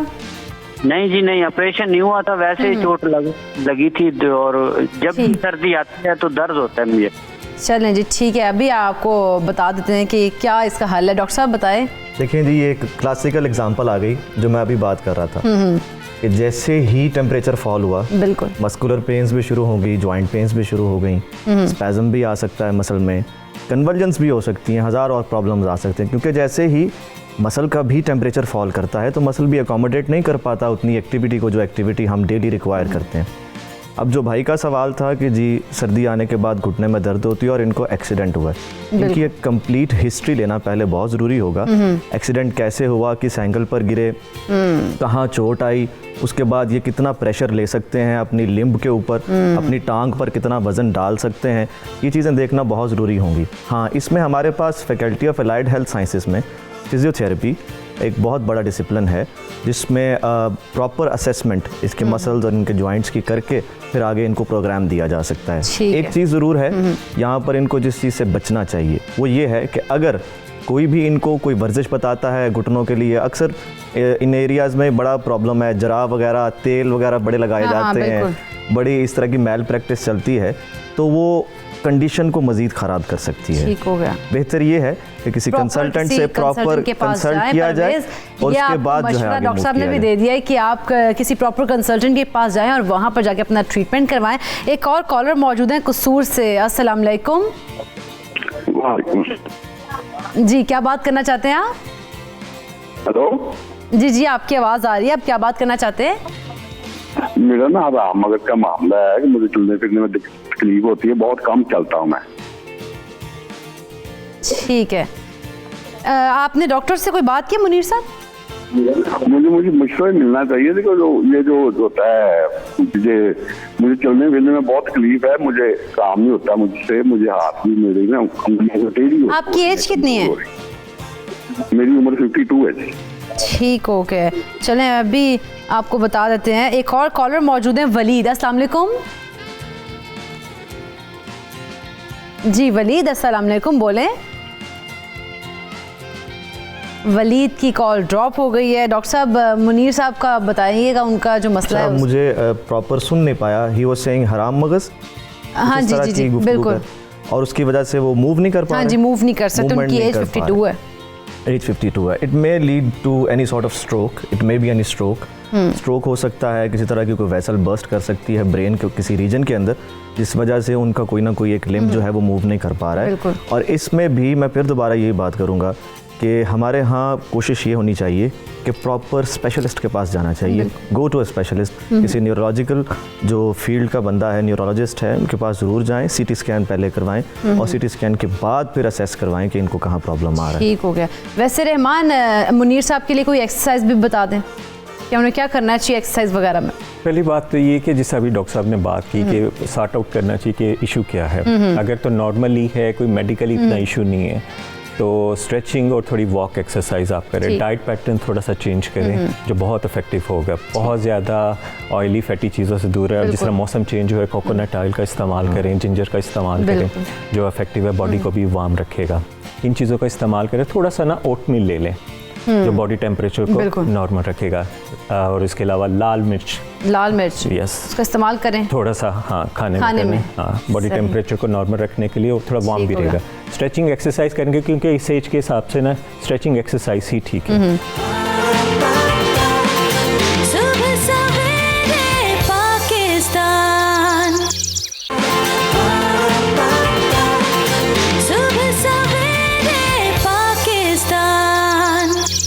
एक कॉलर मौजूद है, यार मोहम्मद। अस्सलाम वालेकुम। वालेकुम सलाम बाजी, क्या हाल है? ठीक है जी, ठीक। आप क्या जानना चाहते हैं? बाजी कुछ अर्सा पहले ना मेरा एक्सीडेंट हुआ था गाड़ी में। ठीक। तो अब जैसे सर्दियाँ शुरू होती है, मेरी पसलियों में शदीद दर्द शुरू हो जाता है रात के टाइम। ठीक हो गए, चलें आपको भी बता देते हैं कि ये किसका क्या हल है और आपने क्या करना है। एक और कॉलर है, फरवा। अस्सलाम वालेकुम फरवा। वालेकुम अस्सलाम। आप भी क्या हाल है? जी ठीक। फरवा, आप क्या बात करना चाहती हैं? मेरा क्वेश्चन ये है कि सर्दियों में नाक बड़ा बंद रहता है, हालांकि बाप वगैरह लेने से भी इशू हो जाता है, खत्म तो हो जाता है, लेकिन अच्छी तरह डायग्नोज नहीं होता ये चीज कि 2-4 दिन खत्म होते हैं, उसके बाद दोबारा इशू शुरू हो जाता है। ठीक हो गया। अभी जी हम आपको बता देते हैं कि आपका नाक क्यों बंद रहता है, इसका हल क्या है। एक और कॉलर मौजूद है, जवेरिया। अस्सलाम वालेकुम। जवेरिया अस्सलाम वालेकुम। हाँ जी हाँ जी जी, जवेरिया बात करें। हाँ जी, मैं बात कर रही हूँ। हाँ जी, बोले आपने क्या बात करनी है? अस्सलाम वालेकुम, मैं जवेरिया बात कर रही हूँ लाहौर से। जी जी, जवेरिया बात करें। मेरा सवाल डॉक्टर साहब से ये है कि अभी उन्होंने क्वेश्चन किया था हर्बल टी का, तो हर्बल टी का, तो मैं हर्बल टी पूछना चाह रही हूँ कि वो घर में बताएं वेट लॉस के लिए। मेरे सजेरियन है और मैं एक्सरसाइज करती हूँ तो वो फिर मेरे स्टिचेस में पेन होती है। ठीक हो गया, अभी बता देते हैं आपको डॉक्टर सोबिया, पहले आप इन्हीं का जवाब दे दें जवेरिया का ही। हर्बल टीज़ का ये, जैसे कि वो वेट लॉस के लिए पूछ रही हैं अगर, तो वेट लॉस के लिए ये कि मतलब सिर्फ हर्बल टीज़ पे, वो कोई मेडिकल टी नहीं है कि आपकी सिर्फ उसी से अगर आप वेट लॉस पे जाना चाह रही हैं, उसके लिए एक प्रॉपर डाइट प्लान है जिसको मतलब आप मतलब थ्रू आउट आप डे कैसे स्टार्ट कर रही हैं, फिर उसकी मील टाइमिंग्स क्या हैं, फिर आपके स्लीप आवर्स क्या हैं, आपका वेट कितना है, तो उसमें BMI वगैरह निकाल के फिर उसके अकॉर्डिंग डाइट दी जा सके। लेकिन वैसे मैं हर्बल टीज़ बता देती हूँ कि अभी सर्दियाँ तो आप इस्तेमाल कर सकते हैं। एक तो ये कि कोई भी टी, ब्लैक कॉफ़ी मतलब आप एम्प्टी स्टमक नहीं लें, लाइक जैसे सुबह उठते हैं तो उसका एक वो नहीं लेना है क्योंकि वो स्टमक के लिए बहुत नुकसान दें। दूसरा ये हर्बल टी के लिए ये है कि आप 1 कप पानी लें, उसको बॉईल करें अच्छे तरीके से, उसमें थोड़ा सा सिनेमन पाउडर ½ टीस्पून ऐड कर लें, उसके अंदर जिंजर जूस ऐड कर लें और उसको जब उतारें तो उसके अंदर लेमन ऐड कर लें। लेमन का ये इसलिए उतार के क्योंकि वो विटामिन C कंटेंट है उसके अंदर, तो अगर आप वो ड्यूरिंग मतलब बॉइलिंग उसमें डाल देंगे तो वो सारा मतलब उसका खत्म हो जाएगा, तो वो हीट सेंसिटिव होते हैं। चलिए ये जवेरिया आप घर में बनाइएगा हर्बल टी और इसको इस्तेमाल कीजिएगा। टाइमिंग भी वैसे बता दें कौन कौन सी टाइमिंग। ये आप अगर देखें सुबह ब्रेकफास्ट करिए उसके बाद स्नैक टाइम है आपका, तो उसमें फिर ये है कि बिफोर लंच आप ले सकती हैं। ठीक है, लेकिन इसमें ये 5 मील्स आ डे आपको लेने पड़ते हैं। उसके बगैर अगर आप लेते हैं खाली मतलब अगर आप बाकी सारी डाइट छोड़ दी हुई है आपने, आप बाकी कुछ नहीं करे सिर्फ हर्बल टीज पे, फिर उसके वो उसमें आपके स्टमक पे असर हो जाता है। अच्छा चलें जी, ठीक है। वैसे फरवा को फ्लू रहता है और वो कह रही है कि नाक उनका बंद रहता है, इसका अब क्या हल है? इसमें ये कह रही मैं भाप भी लेती हूँ उसके बावजूद वो 2 दिन बाद फिर बंद हो जाता है। हमारे नेजल कैविटीज़ में या इस तरह जो हमारी साइनस कैविटीज़ होती हैं उसमें हमारे सीलिया प्रेजेंट होता है, तो उसके लिए वो उसको टेम्परेचर बहुत अफेक्ट करते हैं। अगर मतलब हम अपना नाक को गर्म रखते हैं तो उसकी वजह से वो जो है वो आपको बहुत सारी बीमारियों से मतलब आपको बचाता है, बहुत सारे बैक्टीरिया से और वायरसेस से बचाते हैं। अगर वो कोल्ड हो जाता है तो उसका जो काम है वो थोड़ा स्लो हो जाता है, तो इसलिए बहुत ज़रूरी है कि आप स्कार्फ पहन के बाहर निकलें, उसको ढांप के रखें नाक को, कोई मतलब मास्क वगैरह यूज़ करें, तो वो उसके रीज़न ये हो सकती है कि वो बंद रहता है। ठीक हो गया, से बचें। जो आपने बताई है ना टेक्निक्स वो अप्लाई करना चाहिए। डॉक्टर साहब वैसे एक हमारे कॉलर थे डियार मोहम्मद, उन्होंने कहा कि उनका एक्सीडेंट हुआ है कार में और पसलियों में दर्द रहता है। जी जी, तो अब ये फिर दोबारा एक्सीडेंट की हिस्ट्री है, लेकिन एक चीज़ ज़रूर इसमें देखी जाएगी कि ये अभी जिस पोस्चर में बैठते हैं वो क्या है। रिब्स जो हैं ये डायरेक्टली अटैच है हमारे स्केलेटन के साथ, और अगर हमारा पोस्चर कहीं पर भी थोड़ा सा कॉम्प्रोमाइज्ड होता है, ऊपर नीचे दाएं बाएं, हम समटाइम्स जो है वो हम्प बैक यूं करके बैठते हैं, हमने अपने कंधे उठा लेते हैं, कुछ लोग होते हैं गर्दन आगे कर लेते हैं, गर्दन पीछे कर लेते हैं, तो इससे एंगल्स बदलते हैं और उससे भी दर्द जो है वो निकल सकती है और दर्द का एहसास हो सकता है। जी बिल्कुल, लोग करते क्या हैं इसमें फिर पेन किलर्स वगैरह शुरू कर देते हैं, प्रॉपर असेसमेंट नहीं करवाते। लेकिन आई विल रेफ़र कि एक एक्सरे ज़रूर करवाया जाए सबसे पहले, और एक्सरे में देखा जाए कि कोई हेयर लाइन फ्रैक्चर, कोई हल्का सा ऐसा फ्रैक्चर तो नहीं है जिससे ये नज़रअंदाज कर रहे हैं और वो बढ़ता चला जा रहा है, और जब विंटर्स आ रही है ठंड की वजह से वो उसको टॉलरेट नहीं कर पा रहे और इस वजह से उनको पेन हो रही है। I will prefer one more thing, sinusitis specially जो बात हुई थी अभी, जिसका नाक जो है वो बंद रहता है, मैडम ने बहुत अच्छी बात की है कि सीलिया मौजूद है, कैविटी मौजूद है, और उस कैविटी से एक्चुअली वार्मिंग मैकेनिज्म होता है। ये कॉमन पब्लिक के लिए इंफॉर्मेशन है कि दरअसल नेचर ने हमारे जो कैविटीज़ बनाई हैं ये सारी वार्मिंग अप के लिए हैं। आपकी जो एयर आप बाहर से इनहेल कर रहे हैं इसको भी ये म्यूकस और ये सीलिया सारे वार्म अप कर रहे हैं, और अगर इसका टेम्परेचर फॉल करता है तो ये एक आइडियल सिचुएशन है फॉर इन्फेक्शंस, क्योंकि बैक्टीरिया मैं कहता होता हूँ बड़ा मौका परस्त है, इसको चांस मिलना चाहिए बस। वायरस बड़ा मौका परस्त है, अपॉर्चुनिस्ट है, इसको बस चांस मिलना चाहिए कहीं मुझे फेवरेबल कंडीशन मिले और मैं ना जाके अटैक कर दूं बस। आजकल जो सीज़न है ना वो सीजनल चेंजेस हैं, उस वजह से ये होता है। हाँ, एक चीज़ हम उसे ज़रूर कह सकते हैं कि एक आधी एंटी एलर्जिक ज़रूर ले लें। ठीक हो गया, लेकिन वो भी कंसल्ट कर लें, कंसल्ट करके फिर एक आधी एंटी एलर्जिक ज़रूर ले लें, ताकि ज़रा अगर बहुत ज़्यादा साइनसेस क्लोज हैं तो वो लंग वॉल्यूम उसकी वजह से जो है वो कंप्रोमाइज़ हो सकता है और उसको प्रॉब्लम कर सकता है, सांस लेने में बहुत ज़्यादा मसला आ सकता है। तो इस तरह से इसको मैनेज किया जाए। चलें जी, इस तरह से मैनेज कर सकते हैं। कॉलर मौजूद है यूनस, अस्सलाम वालेकुम। हेलो जी जी यूनस, बात करें। जी जी सिस्टर, हाँ जी वालेकुम सलाम। जी यूनस, क्या बात करना चाहते हैं? जी जी, मेरे ना मसला ये होता है, मैं ना पूछना चाह रहा हूँ, जब मैं जिम स्टार्ट करता हूँ ना, गर्मी हो चाहे सर्दी हो, तो मेरे कंधों में ना दर्द होना शुरू हो जाती है। ये मुझे समझ नहीं, ये क्या चीज़ है? ठीक है, चलिए, आपकी एज कितनी है? मेरी एज 48 प्लस है। चलिए ठीक है जी। अभी हम रहमान साहब से पूछते हैं कि कंधों में क्यों दर्द होना शुरू होता है जिम जब भी स्टार्ट करते हैं? पहली बात तो ये कि प्रॉपर वार्म अप करें, वार्म अप नहीं कर रहे उसका। हाँ, मैं वैसे वार्म अप का पूछना चाही थी आपसे कि वार्म अप पहले करना कैसे, आप कह रहे थे वार्म अप करने पहले 15 मिनट ये में। बहुत समझ ले कि सेंटर पॉइंट है ट्रेनिंग का, और इसके बिना ट्रेनिंग नहीं हो सकता। इसको हम इग्नोर करते हैं, मोस्टली हम ना इसको इग्नोर करते हैं, चाहते हैं कि हम फ़ौरन जाते ना बन जाए बॉडी हमारी। मसल शोल्डर के स्टिफ हो जाते हैं, ये मोस्टली है। डाइट पहले देखनी है कि उसमें गुड फैट होनी चाहिए, क्योंकि अगर आपकी गुड फैट नहीं है तो तब भी मसल जो है ना आपके स्टिफ होते हैं। शोल्डर स्टिफ होने के बाद हम इसको किस मसले को कैसे सॉल्व कर सकते हैं? फर्स्ट वार्म अप भी समझ लिए, अगर स्टिफ हो जाते हैं तब भी आप ऐसी एक्सरसाइज कर सकते हैं। आप ये समझे कि दीवार को आप पुश कर रहे हैं, बिल्कुल स्टिफ आप कर रहे हैं, इसको आपने रोटेट करना है क्लॉकवाइज और एंटी क्लॉकवाइज। ये वार्म अप एक्सरसाइज है, इसको आपने 1 मिनट करना है। 30 to 40 रैप्स आप कर सकते हैं, अगर टाइम आप काउंट नहीं कर सकते। स्टिफ करके एक्सरसाइज शुरू करने से पहले इसको आप अगर डेली बेसिस पे करेंगे तो ज़्यादा अच्छा है। इसको आप क्लॉकवाइज और एंटी क्लॉकवाइज करना है, और आर्म बिल्कुल आपके स्टिफ होने चाहिए फर्स्ट। उसके बाद हाथों पे या बहुत लाइट डंबल पकड़ ले, या इसी तरह आप ग्रिप करके स्टिफ कर लें। देन आप बैक पे हिट करें 1 2, ताकि आपके लेटरल मसल जो है ना वो वार्म अप हो जाए। 3 4। इस मौसम में 10 to 15 मिनट कोई भी वर्कआउट करना है, 10 to 15 मिनट जो है ना आपने वार्म अप करना है। उसके बाद आर्म स्टिफ, देन आपने साइड पे लेके और होल्ड करना है। ट्रिप 1 2 3। 99% लोग इसको स्किप करते हैं वार्म अप को। Same like other side 1 2 3 4। 3 sets 10 to 15 maximum reps हो तो वो ज़्यादा अच्छा है। उसके बाद हमने करना है पाँव की पोजीशन, आपके शोल्डर पोजीशन जितनी हो, विड्थ इतना हो। उसके बाद आपने डाउन जाना है और होल्ड करना है। आर्म, शोल्डर, रिब्स, बैक आपकी स्टिफ हो, ये आपने करना है। 1 2। आपके बैक मसल, हैमस्ट्रिंग, काफ, लोअर बैक, रिब्स एरिया सभी मसल एक्टिवेट हो जाए। 15 मिनट्स करना है इसको। Total warm up 15 minute. Warm up की बात, ये आप टोटल कैलकुलेशन करोगे ना, ये करते करते टाइम इतना लग जाएगा। शोल्डर के लिए स्पेशल इसको आप थेरेपी एक्सरसाइज भी कर सकते हैं, स्ट्रेचिंग भी।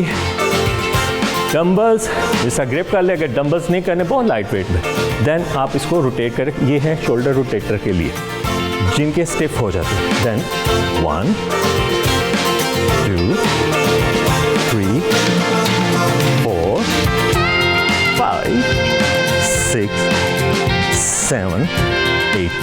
15 रैप्स 3 सेट्स आपने करने जिनके शोल्डर स्टिफ हैं, क्योंकि अगर आपका बाइसेप एक्सरसाइज है फिर भी शोल्डर ने यूज होना है, चेस्ट वर्कआउट है फिर भी शोल्डर ने यूज होना है। इसलिए वार्म अप वेरी इंपॉर्टेंट जो आपने करना है इस मौसम में। 10 to 15 मिनट, ये नहीं जाते ही पुशअप शुरू, जाते ही वर्कआउट शुरू, आज ही अभी बॉडी बन जाए, क्योंकि विंटर जा रहा है और खाना भी अभी है।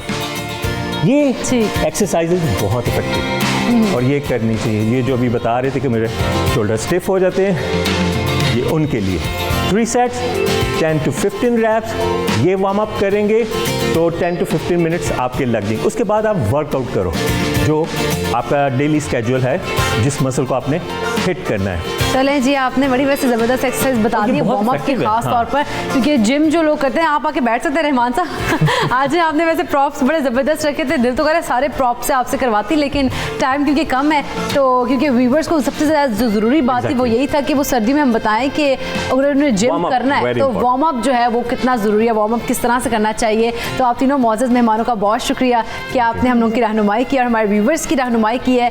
सर्दियों में अपनी सेहत का बहुत ख्याल रखें, एक्सरसाइज करें, और एक्सरसाइज करने से खास तौर पे पहले आप वार्म अप ज़रूर करें, जैसे कि आपने को रहमान ने करके दिखाया है। और अब मुझे लेना एक छोटा सा ब्रेक, लेकिन जब ब्रेक के बाद आएंगे तो सितारों की चाल क्या कहती है इसी पर बात करेंगे।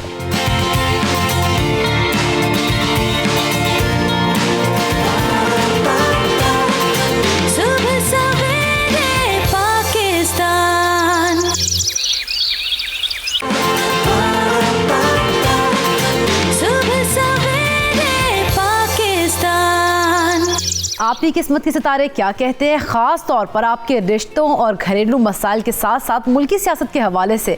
तो इसी पर हम आज तफसील से बात करेंगे और जानेंगे कि क्या करना है और क्या नहीं करना है। तो अपने गेस्ट से आपका इंट्रोडक्शन करवाती चलूँ। सैयद अली जैदी एस्ट्रोफार्मिस्ट हैं, जो कि हमें कुछ ही देर में ज्वाइन करेंगे। मौसम अच्छा है तो वो लगता है मौसम को एंजॉय कर रहे हैं, तो कुछ ही देर में वो हमें ज्वाइन करेंगे एंजॉय करते करते ही।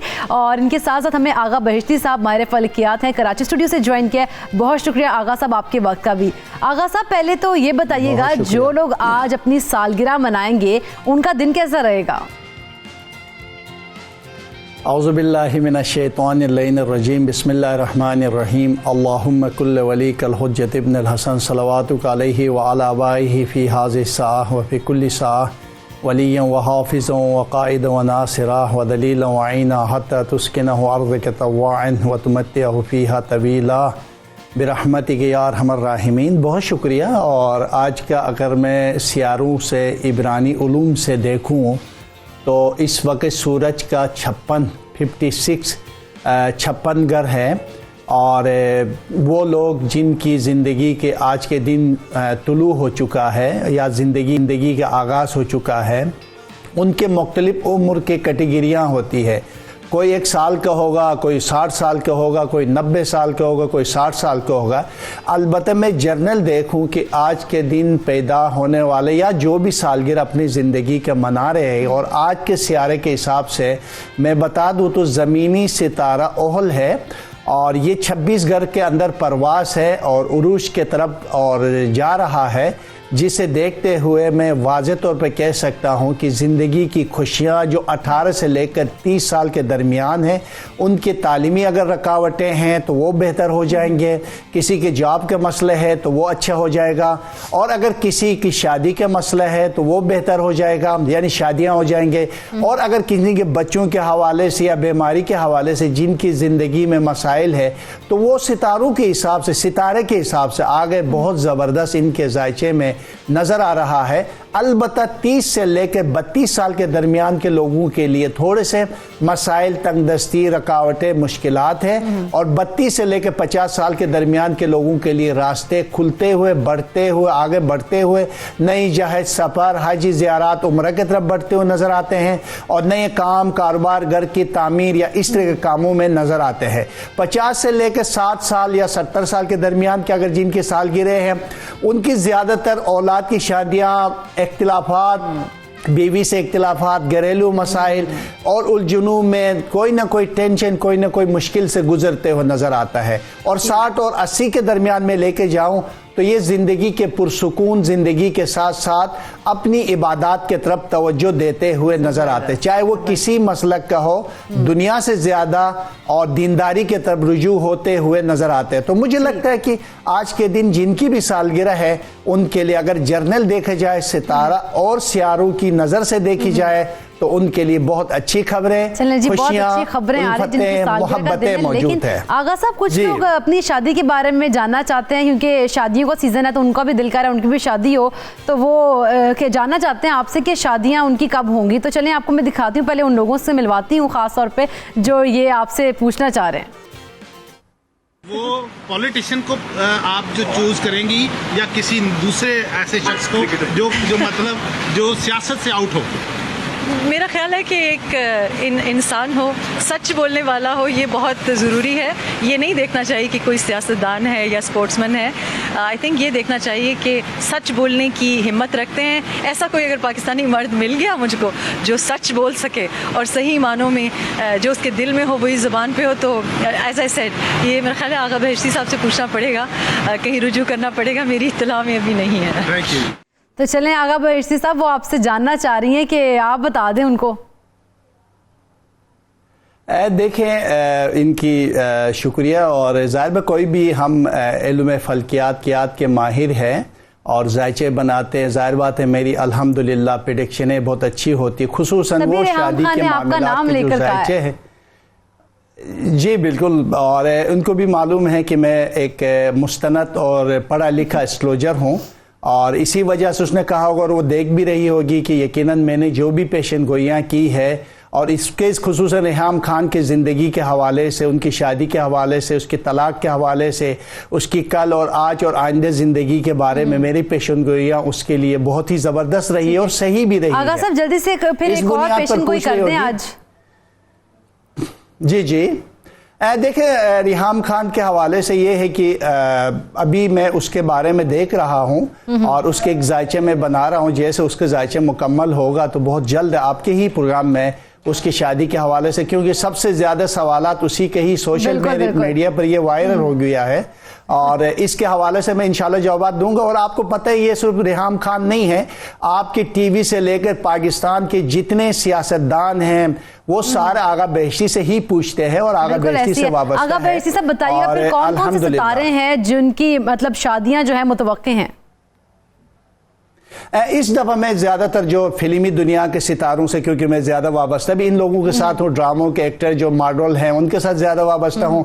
इस दफ़ा इनकी शादियों के बारे में वो मुझसे ज़्यादा पूछ रहे हैं और ज़्यादा लोगों के वो सितारे चेक करवा रहे हैं। तो मुझे लगता है इस साल अक्सर जो लड़कियां हैं मॉडल या एक्टर जिनकी शादियां नहीं हुई है, मुझे बहुत खुशी हो रही है कि पिछले तकरीबन 4-5 दिन से जब मैं गिलगित बल्दिस्तान से आया हूं और आने के बाद मैं देख रहा हूं कि जिस तरह मॉडल या एक्टर मुझसे राबिता कर रहे हैं, उससे लगता है कि इस दफ़ा एक्टरों के लिए, मॉडलों के लिए, हमारे अदाकारों के लिए बहुत अच्छा, इस तरह मर्द अदाकार भी जो इस वक्त अपने फील्ड में आगे जा रहे हैं। और बहुत से लोगों ने मुझसे इजाज़त भी ली, आगा जी सितारों में ठीक है फलां की लड़की से शादी करें। तो मैं हिसाब किताब से ये लगता है इस दफ़ा फिल्मी दुनिया के सितारों के जोड़े अल्लाह ताला ने उनके लिए रास्ते बनाने वाले हैं और उनकी शादियां होने वाली है। जी ठीक हो गया। चलें जी आगा साहब ये बता दें क्योंकि नए हफ्ते का आगाज हुआ है तो कौन कौन से बुर्ज ऐसे जो गर्दिश में और मुश्किलात का सामना करना पड़ सकता है उन्हें? देखो ये इस दफ़ा दलू के जो बाकी जितने 11 बुरुज है वो अपनी जगह पर अपने अपने हिसाब से, हर बंदे के अपने अपने हिसाब से आगे बढ़ रहा है। और अलबत्ता दलू जो है वो इस वक्त वो जवाल की कैफियत में है और जवाल परेशानी के साथ है और जवाल जो है वो इनकी मसाइल और मुश्किलात के साथ है। और खुसूसन वो लोग जो अपने कारोबारी ज़िंदगी में आगे बढ़ना चाहते हैं उनके लिए एहतियात के साथ अपनी ज़िंदगी को आगे बढ़ाए, जो मामूलात ज़िंदगी हैं उनको इंजाम दे। और जो नया काम करने चाहते दलू जिनका ज़मीनी बुरुज है उनको चाहिए कि एहतियात करें। और बाकी जो है वो जितने सियारे मौजूद है, जितने बुरुज मौजूद है वो अपनी ज़िंदगी के काम, नए काम जो भी करने चाहे कर सकते हैं। सुबह दलू वालों के लिए एहतियात के साथ साथ अपनी ज़िंदगी को आगे बढ़ाने की ये बताइएगा कौन कौन से सितारे ऐसे हैं जिनके लिए पूरा हफ्ता गोल्डन हफ्ता होगा? हमल के लिए बहुत शानदार हैं। हमल वालों के लिए मैं कल देख रहा था और रात को उनकी उरूज की कैफियतें हर वो बच्चे से लेकर बूढ़ा तक नजर आता है जिनके जिंदगी की जो ख्वाहिशात है वो पूरी होती हुई नजर आती हैं, मुकम्मल होती हुई नजर आती है। इस दफा शायद जैदी साहब भी मुझसे इत्तेफाक करेगा, हमल वालों के लिए अच्छा वक्त का आगाज है और सादतमंदी के साथ खुशबख्ती और जिंदगी के नई जहत और कामयाबियों के साथ आगे बढ़ते हुए नजर आता है, जो यकीनी तौर पर उनके लिए बहुत शानदार होगा, बहुत जबरदस्त होगा, बहुत कामयाबियां हासिल होंगे। जिनमें बिलखुसूस जो शादियों के हवाले से जिनकी रुकावटें हैं उनके लिए अल्लाह पाक आसानियां पैदा करेगा और उनकी जिंदगी में अच्छा होने वाला है। जी ठीक हो गया। चलें जी, एक कॉलर हमारे साथ मौजूद है, सादिया। अस्सलाम वालेकुम सादिया। वालेकुम सलाम, कैसी हैं आप? ठीक जी अल्लाह का शुक्र। सादिया क्या जानना चाहती हैं आप? मैंने अपने बेटे के बारे में आगा साहब से पता करना था। जी जी। मेरे बेटे का नाम है अजलान और मेरा नाम है सादिया। तो इसकी एजुकेशन, वालिद साहब के नाम पूछिए। वालिद साहब का भी नाम बताइएगा। वालिद साहब का नाम शहजाद। ठीक। और आप एजुकेशन के बारे में जानना चाहिए। बेटे की एज क्या है? इसकी एज है 15 ईयर्स। ठीक हो गए। चलें जी, अभी बताते हैं। एक और कॉलर मौजूद है, आलिया। अस्सलाम वालेकुम। अस्सलाम वालेकुम आलिया, बताएं। जी आलिया, क्या बात करना चाहती हैं? आलिया की कॉल ड्रॉप हो गई है। चलें जी, आगा साहब फिर इनके बारे में बताइएगा, सादिया के बारे में। उनका बेटा है अजलान और वो उसकी एजुकेशन के बारे में जानना चाहती हैं। जी, इनके जायचे के हिसाब से बहुत खुशबख्ती की और कामयाबियों के ज़्यादा असरात मौजूद हैं। बस अब ये कि ये 18 से 20 साल के दरमियान दोस्तों से थोड़ा सा एहतियात करें, घर वाले इसके ऊपर इस पहलू के ऊपर तवज्जो दें और तालीमी मैदान में रुकावटें थोड़ी सी होंगे, बाकी मुश्किलात से निकलेगा अगर माँ बाप या घर वाले इसके ऊपर भरपूर तवज्जो के साथ कुछ दोस्तों से बचाने में कामयाब रहे तो फिर इसकी मुस्तकबिल में शानदार कामयाबियां मौजूद है। ये उरूज पे जाएगा, तालीम मुकम्मल करेगा और मुझे लगता है आने वाली ज़िंदगी में ये बैरूनी मुल्क शिफ्ट हो सकता है और इनके काम कारोबार ज़्यादातर बैरूनी मुल्क नज़र आते हैं। इब्तदाई मराहिल में इसको या तो इंजीनियर की तरफ या मेडिकल की तरफ जाना चाहिए, क्योंकि इनका अदद 511 के अदद के लोग अपने मुस्तकबिल और अपने जायचे और अपनी ज़िंदगी को बेहतर करने के रास्ते मुहैया करते हैं। इब्तदाई या 18, 19, 20 साल की जो दरमियानी उम्र है उसमें कुछ मसाइल है, अगर इन मराहिल से गुजर गया तो फिर आगे बहुत शानदार ज़िंदगी मौजूद है। ठीक है आज़लान, मेहनत करें, कामयाबियां बिल्कुल उनको मिलेंगी। एक और कॉलर है ज़रीना मियाँ वाली से। अस्सलाम वालेकुम ज़रीना। अस्सलाम वालेकुम जी। वालेकुम अस्सलाम जी। ज़रीना क्या बात करना चाहती हैं? जी मैंने आपको बिजली भाई से पूछना है अपने गोहलात के बारे में। जी जी पूछें। और मैंने अपने स्टार के बारे में पूछना, मुझे पता नहीं है सही, तो अगर वो बता दें तो नाम से। जी जी डेट ऑफ बर्थ बताइएगा अपनी। डेट ऑफ बर्थ नहीं पता ना। ठीक है, नाम और फिर अपने पेरेंट्स नाम वालिद के ले लें। जी वजीरा बीबी और अहमद। ठीक हो गया, वजीरा बीबी और अहमद।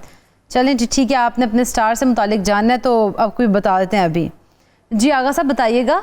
जी अच्छा, इसने स्टार के बारे में पूछा क्योंकि मैं माहिर फल्कियात हूँ, सियारों और सितारों से करता हूँ। इसके जो सियारा बनता है वो मरीख है और इनके जो ज़मीनी सितारा है वो ज़ुहल एक सितारे से इनका ताल्लुक़ है और मुझे लगता है कि इनकी ज़िंदगी के ज़वाल की कैफियत में रही है, मसाइल मुश्किलात रुकावटों में रही है और हमेशा इनके जो ज़मीनी सितारा है उसकी मसाइल की निशानदेही कर रहा है।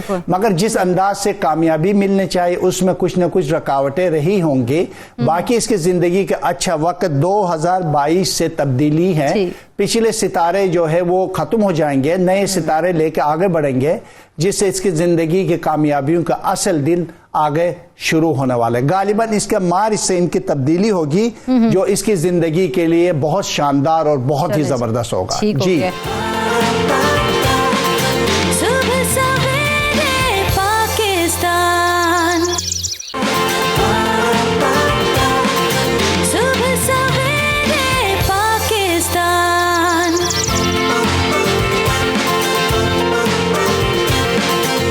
Welcome back. और मैंने जिस तरह से कहा था कि एंजॉय करें, अली ज़ैदी साहब मौसम को तो उन्होंने भरपूर एंजॉय किया और वो हमारे पास आ गए हैं स्टूडियो में, तो उनसे जानते हैं कि गोल्डन स्टार्स जो हैं वो कौन से हैं इस हफ्ते के। तो अली ज़ैदी साहब बताइएगा जल्दी जल्दी कि कौन से ऐसे स्टार्स हैं जो कि गोल्डन है इस हफ्ते। जो सबसे जिनका बेस्ट जाएगा वो जेमिनी है और बुर्ज कैंसर है और सुंबला और मीज़ान, ये इन 3 बुर्ज का बड़ा ज़बरदस्त जाएगा। और आखिर में बुर्ज दिल्लू, इनके ये गोल्डन रहेंगे और इनके माली मामलात बेहतर रहेंगे। हाँ, इसमें जो इनके थोड़ा सा इसमें जो इनके घरेलू मामलात जो मुश्किलात का शिकार नज़र आते हैं, जिनमें घरेलू थोड़ी सी टेंशन नज़र आती है, वो बुर्ज दिल्लू वालों को थोड़ी सी टेंशन रहेगी। और जो इनमें मंगनी शादियाँ जिनकी होने जा रही हैं तो उसमें वो मैं पिछले उस प्रोग्राम में भी बता कर गया था कि बुर्ज हमल वालों की मंगनी शादियों का 22 दिसंबर तक उनका चांस है। जेमिनी वालों का भी अब चांस शुरू हो गया है। और इनमें बुर्ज कैंसर, इनके भी अब टाइम पीरियड शुरू हो गया मंगनी शादी के हवाले से। ये भी अगर कोई शादी का पैगाम भेजें और मंगनी शादी की तैयारी करें। और बुर्ज मीज़ान वालों का, इनका भी अब ये इनका दौर शुरू हो रहे हैं आने वाले। और अब कुछ सितारों की पोजीशन, बहुत सारे सितारों की पोजीशन चेंज हो रही है जो आने वाले वीक्स हैं। और सन 2020 में बहुत सारे बुर्जों की और बहुत सारे सितारों की पोजीशन चेंज हो जाएगी, क्योंकि कईयों के माली मामलात तब्दील होंगे, क्योंकि अब दिसंबर आ चुका है। अब कुछ आखिर एंड हो रहा है कई चीज़ों का और कुछ चीज़ें शुरू हो रही हैं। और जो बुर्ज अकरब वाले हैं इनके थोड़े से मैं मसाइल देख रहा हूँ कि इनको खुदा न खास्ता किसी सर्जरी के मुतल्लिक मामलात का सामना करना, इनको थोड़ी सी एहतियात की ज़रूरत है। आज थोड़े से बुर्ज मैं थोड़ा सा बेतरतीब बता रहा हूँ, लेकिन मुख्तसर बता रहा हूँ जिनका, ताकि सारे कवर हो जाए। तो शिकायत आती है हम लोगों को फीडबैक में कि भाई पाइसेस हमेशा रह जाता है। हाँ, पाइसेस रह जाता है, पाइसेस रह जाता है। इनका तो पाइसेस का बड़ा बेहतरीन टाइम चल रहा है, लेकिन इनके अभी कानूनी उलझने इनको पेश आने के इम्कानात हैं। तो ये फ़ैसले को सोच समझ कर करें और दोस्तों में छुपे दुश्मनों से होशियार रहें। जो पाइसेस ख़वातीन हैं, ख़ुसूसन जो हामला ख़वातीन हैं, इनके लिए मामलात बड़े एहतियात तलब रहेंगे और तकरीबन सभी का बता चुका हूँ। और इनके जो फ्यूचर के हवाले जो तालीमी मामलात जिनके मैं देख रहा हूँ वो बुर्ज सोर है, इनके तालीमी मामलात आगे बढ़ते रहेंगे और ताहम इनके अखराजात में भी इजाफा होगा और इनकी रूहानी सलाहियतें भी बढ़ेंगी, पॉजिटिविटी की तरफ जा रहे हैं। हाँ, और बुर्ज कैंसर के ज़हीर साहब अब ज़रा सियासी मैदान की तरफ भी चलते हैं, तो देखते हैं वज़ीर आज़म के सितारे कैसे हैं। तो वो ज़रा आप बताएं हमें कि वज़ीर आज़म इमरान खान के सितारे इस वक्त क्या कह रहे हैं, किस गर्दिश में हैं? वज़ीर आज़म इमरान खान के सितारे कहीं भी गर्दिश में नहीं हैं और इनके सितारे अब आगे मजबूत पोजीशन में आ रहे हैं और मैं बड़ी सरमायाकारी पाकिस्तान में आता देख रहा हूँ और पाकिस्तान में इंशाल्लाह और महंगाई में कमी भी आ जाएगी। बड़ी सरमायाकारी देख रहा हूँ और पोजीशन मजबूत होती जाएगी। आगा साहब आपका भी बहुत शुक्रिया, जैसा साहब आपका भी बहुत शुक्रिया कि आपने हमारे व्यूवर्स के सितारों का हाल बताया है और सियासी मैदान में क्या हलचल होने वाली है और हो रही है उससे मुतालिक आपने बताया। हमारे प्रोग्राम का वक्त हुआ है ख़त्म, तो कल फिर 9 से 11 आपसे मुलाकात होगी। तब तक के लिए मुझे दीजिए इजाज़त। अल्लाह हाफ़िज़।